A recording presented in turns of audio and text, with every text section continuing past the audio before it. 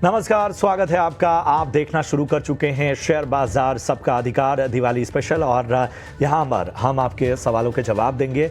और शेयर बाजार सबका अधिकार हमारी खास मुहिम है। दिवाली का मौका खास है, बाजार से बेहतर संकेत मिल रहे हैं, तो इन सब को लेते हुए अगर आपके मन में कोई भी सवाल हो और आप अपना जो है वो निवेश को लेकर किसी भी तरह की कोई अड़चन आ रही हो या कोई शंका हो, तो उसका समाधान आपको इस शो में मिलेगा। जो यहाँ सवाल पूछने का तरीका एक बार आपको बता देते हैं।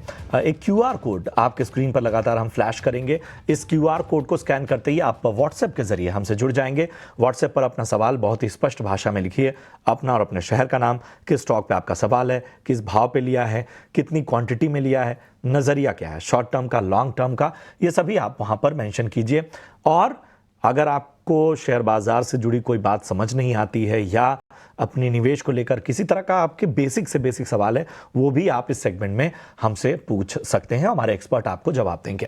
लेकिन जैसा मैंने कहा कि बाजार से बेहतर संकेत नजर आते हुए इस वक्त निफ्टी देखिए 24,400 के पास इस वक्त लगातार मजबूती के साथ कारोबार करता हुआ।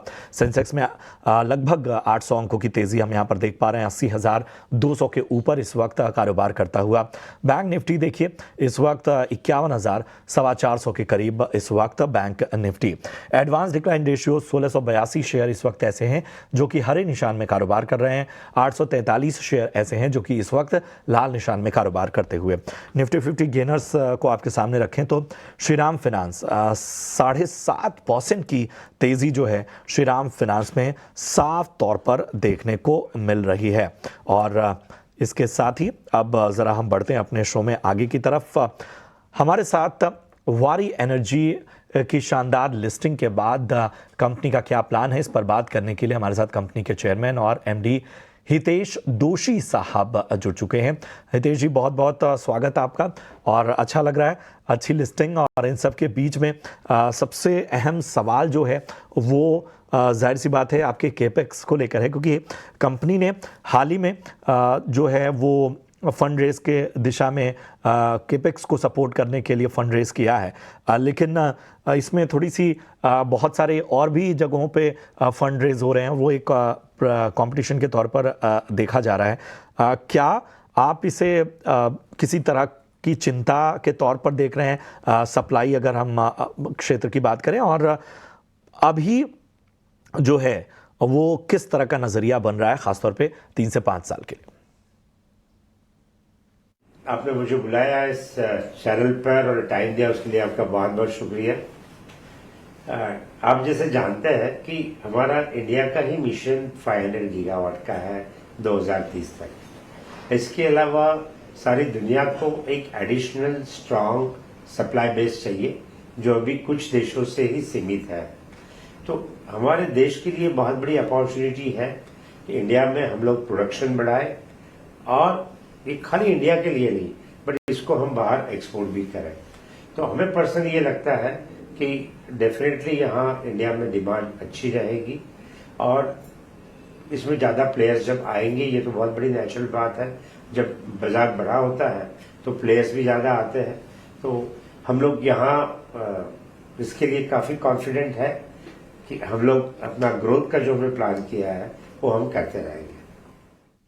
डोमेस्टिक मार्केट के लिहाज से अगर हम समझना चाहें तो काफ़ी हद तक इंपोर्ट मेजर्स की वजह से ये प्रोटेक्टेड है, लेकिन अब आने वाली स्थिति यहाँ पर आपको कैसी बदलती हुई दिखाई दे रही है? और साथ ही चाइनीज़ और लोकल प्रोड्यूस में अगर मैं कोई फ़र्क समझना चाहूँ तो वो फ़र्क आप कैसे समझाएंगे? भारत में हमारे ऑनरेबल प्राइम मिनिस्टर के विजन में कहो, उनके एक क्लियर कट मिशन जो उन्होंने हमको दिया है कि मेक इन इंडिया, और मुझे लगता है ये बढ़ेगा, क्योंकि इससे हमारे रोजगार बढ़ रहा है, R&D बढ़ रहा है देश में, और देश का पैसा देश में रह रहा है।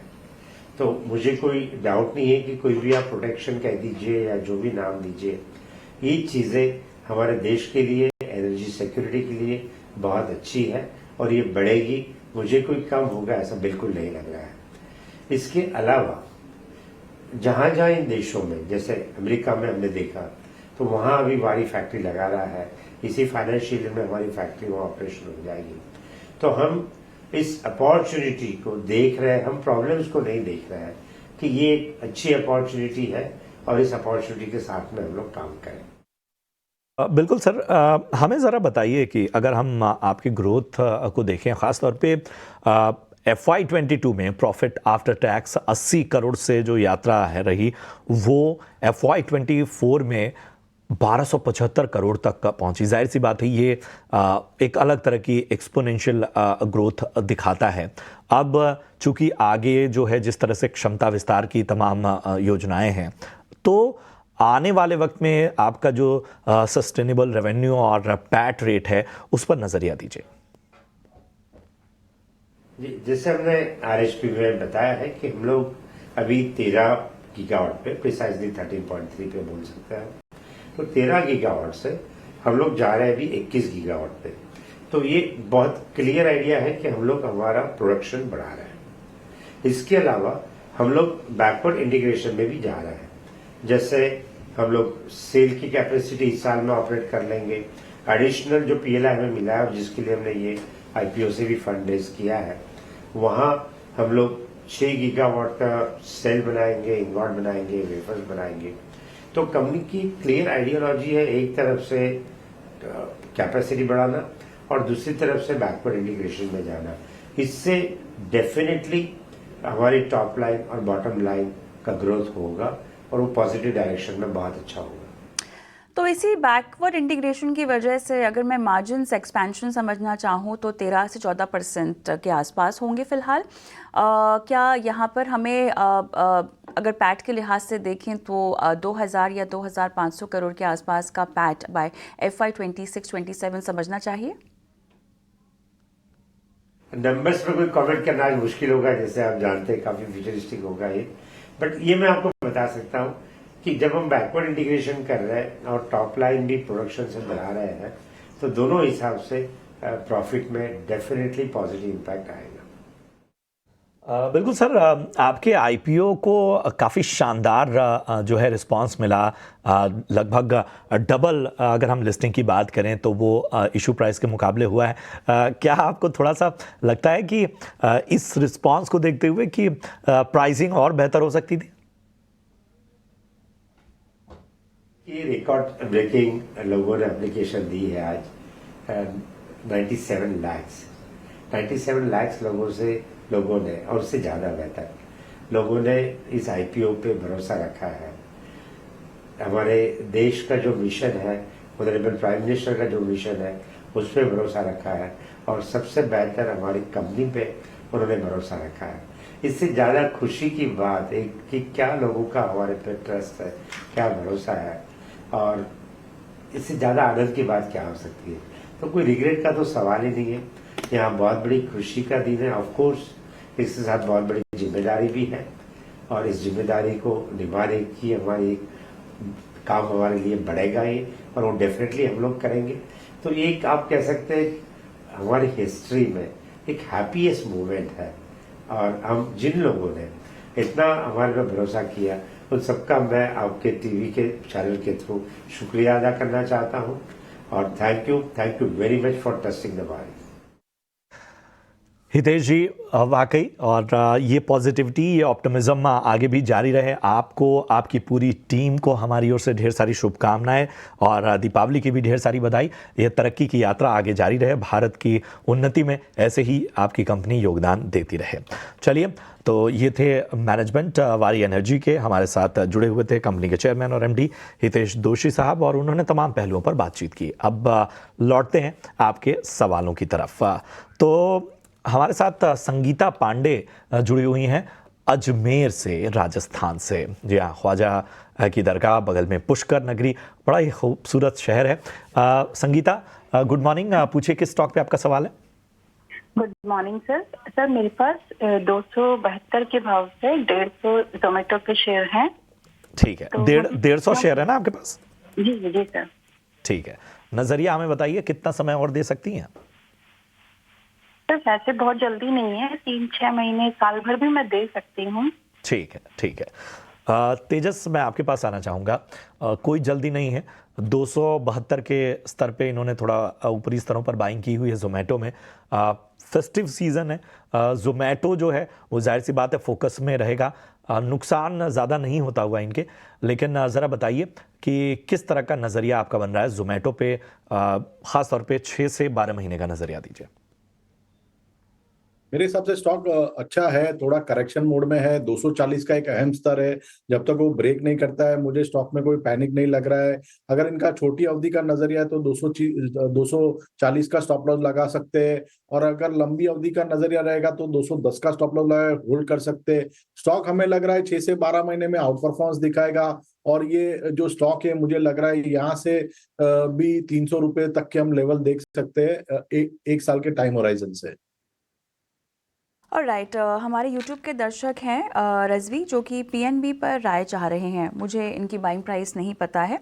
राजेश, फिलहाल अगर किसी को इनिशिएट करना हो तो क्या रिकमेंडेशन होगी? देखिए, पीएनबी अपने सपोर्ट पे ये वीकली 89 ईएमए का सपोर्ट है इसका, अराउंड 96 95 का। तो उस सपोर्ट के लेते हुए एक बाउंस बैक आ सकता है, पॉसिबली टुवर्ड्स 105 106। तो डेफिनेटली पॉजिटिव बायस रख सकते हैं। शो के स्टार्ट में हमने डिस्कस किया था बैंक ऑफ बड़ौदा पे, तो बैंक ऑफ बड़ौदा ज़्यादा बेहतर लग रहा है एज कम्पेयर टू पीएनबी। तो स्टेट बैंक और बैंक ऑफ बड़ौदा, ये मेरी पर्सनल प्रेफरेंस होगी एज कम्पेयर टू पीएनबी। विजय हमारे अगले दर्शक हैं इस वक्त जुड़े हुए। विजय, गुड मॉर्निंग, कहाँ से बात कर रहे हैं? सूरत से। जी बताइए, किस स्टॉक पे आपका सवाल है? तो मैंने ओला इलेक्ट्रिक के 100 शेयर लिए थे 156 के प्राइस पर। ठीक है, तो अभी एवरेज कर सकते हैं या और नीचे जाने दे? ठीक है, कहा 156 के भाव पे काफ़ी ऊपरी स्तर पे खरीदारी है। हालांकि हाल फिलहाल की लिस्टिंग है, लेकिन तेजस मैं आपके पास आना चाहूँगा। ओला इलेक्ट्रिक 156 की बाइंग है, एवरेज करना चाह रहे हैं। मेरे हिसाब से अभी एवरेज नहीं करना चाहिए, थोड़ा अवॉइड करना चाहिए स्टॉक को। तकनीकी रूप से अगर देखेंगे तो ज्यादा डेटा है नहीं, तो मैं ज्यादा कुछ एडवाइस दे नहीं पाऊंगा। बट स्टॉक अभी एक डाउन ट्रेंड में चल रहा है। 96 से लेके 100 के बीच में एक स्ट्रॉन्ग रेजिस्टेंस है। जब तक ये सरपास नहीं करेगा मुझे लग रहा है कि स्टॉक थोड़ा अंडर परफॉर्मर रहेगा। तो एवरेज करने की सलाह नहीं है स्टॉक में। समीर हमारे साथ फोन लाइन पे हमारे अगले दर्शक हैं। नमस्कार, कहाँ से बोल रहे हैं आप समीर? मैं बेंगलोर से बोल रहा हूँ। बताइए, किस स्टॉक में खरीदारी कर रखी है, किस भाव पर? जिंदल 200 शेयर है मेरे पास 338 के भाव पे। 338? जी। ओके, और कितना रुकना होगा इसमें आपको? 6 मंथ तक। 6 महीने तक, ठीक है। राजेश, जिंदल 338 है, ये कह रहे हैं इनकी बाइंग प्राइस। देखिए, लास्ट वीक तो काफी अंडर प्रेशर था स्टॉक। 380 के पास ट्रेड करा था, और वहां से 300 एक 80 पॉइंट का डिप लास्ट वीक हमें देखने को मिला है। तो डेफिनेटली मोमेंटम जो है वो अभी भी नेगेटिव है। मार्केट आज बाउंस कर रहा है तो उसके साथ बाउंस कर रहा है। 200 डीएमए का सपोर्ट है अराउंड 295 के आसपास। तो ये जो बाउंस है वापस कहीं पे 330 340 आता है तो वहां पे एग्जिट करने की सलाह होगी, क्योंकि हायर लेवल्स पे ओवरहेड रेजिस्टेंस है। हायर लेवल्स पे सस्टेन करना डिफिकल्ट लग रहा है स्टॉक के लिए। नीचे में 295 का सपोर्ट है। ठीक है, तो ये है राय जिंदल 100 पे। बढ़ते हैं आगे। व्हाट्सएप के जरिए भी कुछ सवाल आए हैं। कुलदीप सिंह का सवाल लेते हैं जोधपुर से। इन्होंने अपना सवाल पूछा है, बीएसई लिमिटेड पर आए जाना चाहते हैं। 4410 की इनकी बाइंग प्राइस है और 135 शेयर इन्होंने खरीदारी की हुई है। बताएं तेजस, बीएसई लिमिटेड वैसे तो इसके रिटर्न की कहानी अपने आप में अलग है, लेकिन इनकी जो खरीदारी है वो काफ़ी ऊपरी स्तरों पे इन्होंने एंट्री की है। हालांकि आज की तेज़ी देखते ही बन रही है। बताइए क्या करना चाहिए?